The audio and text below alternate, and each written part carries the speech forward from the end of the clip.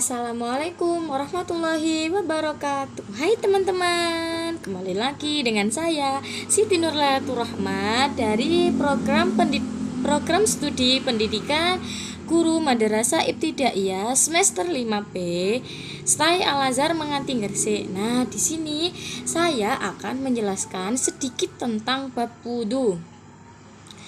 Buat teman-teman di rumah, wudu sudah tidak asing bukan di dalam kehidupan kita sehari-hari. Nah, sekarang teman-teman di rumah sudah tahu belum apa itu arti dari kata wudu? Wudu sendiri menurut bahasa berarti bersih atau indah. Sedangkan wudu menurut istilah adalah mensucikan diri dengan air dari hadas kecil. Nah, wudu sendiri mempunyai syarat loh teman-teman. Yang pertama, berakal sehat. Jadi orang gila meskipun melakukan wudunya dianggap tidak sah. Yang kedua, beragama Islam. Nah, buat teman-teman yang beragama Islam, wudunya dianggap saya. Yang ketiga, tamyiz, bisa membedakan mana yang baik dan mana yang buruk, atau bisa dikatakan balik, sudah balik ya teman-teman. Yang keempat adalah suci dari haid dan nifas. Teman-teman, jika sedang haid atau sedang nifas terus kita melakukan wudu, maka wudu tersebut dianggap tidak sah karena kita sedang mengandung hadas, yaitu hadas besar. Yang kelima, mampu menggunakan air yang suci. Yang keenam, tidak ada hal yang menghalangi sampai ke kulit. Nah, contoh kita memakai cincin saat berwudu atau kita menggunakan kutek saat berwudu. Nah, kutek kan termasuk menghalangi kuku kita untuk menyerap ke kulit. Nah, di situ wudunya tidak sah ya teman-teman, karena ada yang menghalangi sampainya air ke kulit.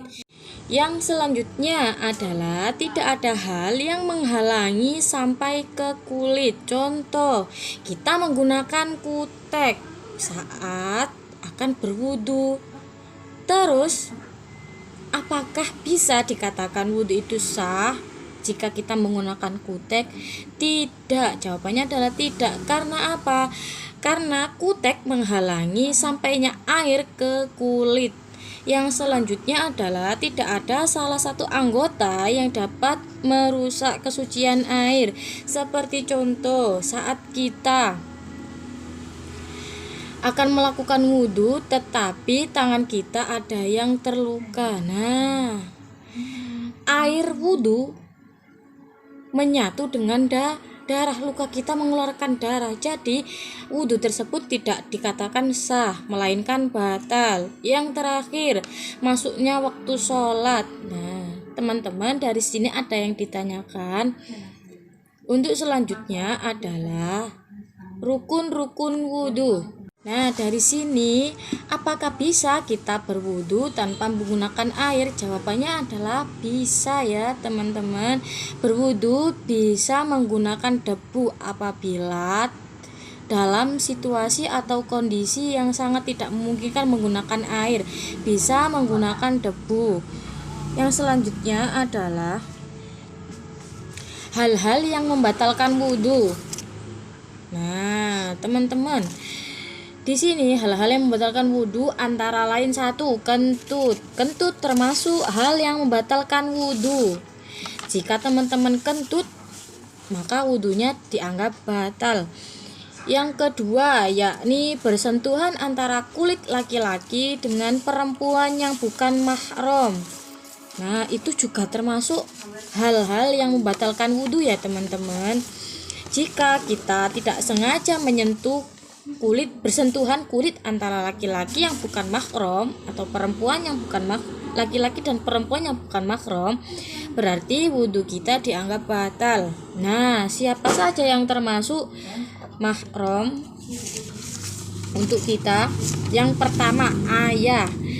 ayah termasuk mahram. Yang kedua, anak laki-laki. Nah, anak laki-laki juga termasuk mahram untuk kita.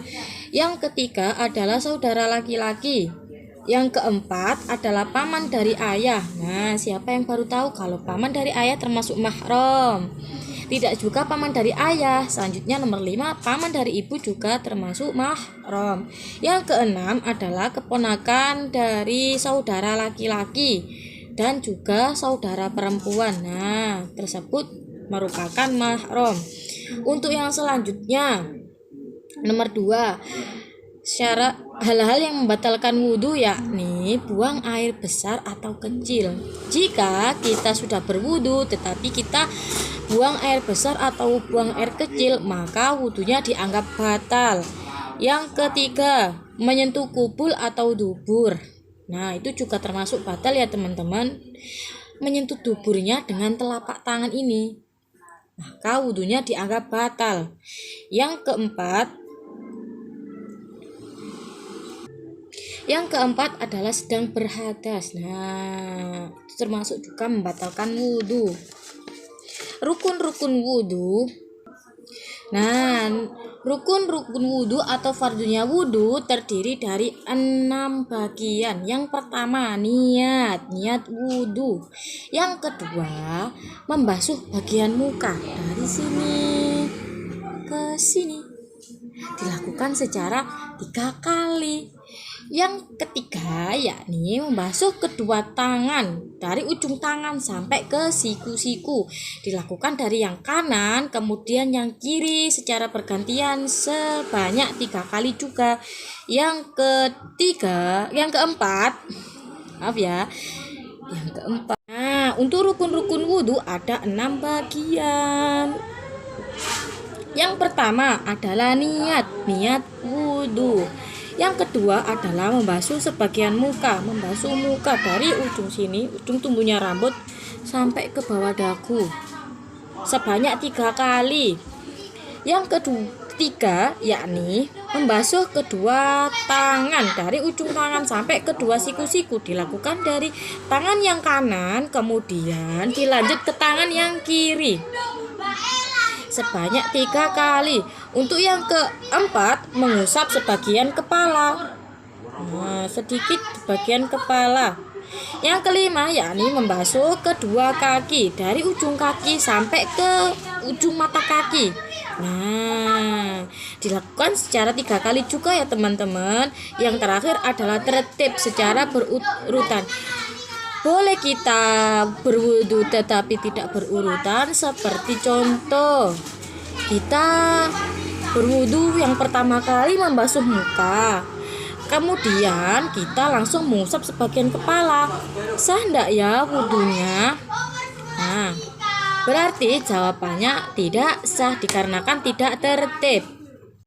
Di sini saya akan menjelaskan rukun-rukun wudhu. Yang pertama, rukun wudhu, kita mencuci tangan sebanyak 3 kali sampai ke sela-sela jari. Yang kedua, kita berkumur-kumur. Dilakukan secara 3 kali juga ya teman-teman.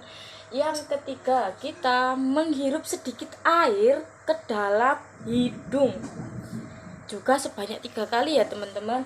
Yang selanjutnya, kita membasuh muka disertai dengan niat berwudu sebanyak 3 kali.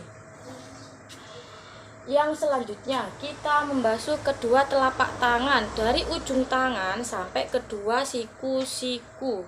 Dilakukan dari tangan kanan sampai siku-siku. Yang selanjutnya dilakukan dari ke kiri. Yang selanjutnya, kita membasuh sebagian kepala. Di sini membasuh sebagian kepala juga dilakukan 3 kali. Untuk yang selanjutnya, kita membasuh kedua telinga. Nah, kedua telinga ini dilakukan dari telinga yang kanan kemudian dilanjut ke telinga yang kiri, bergantian secara 3 kali juga ya teman-teman. Dan yang terakhir, kita membasuh kedua kaki dari ujung kaki sampai mata kaki. Kedua-duanya dilakukan secara 3 kali. Nah, sekarang kita akan langsung praktek ya teman-teman, tata cara berwudu dengan benar.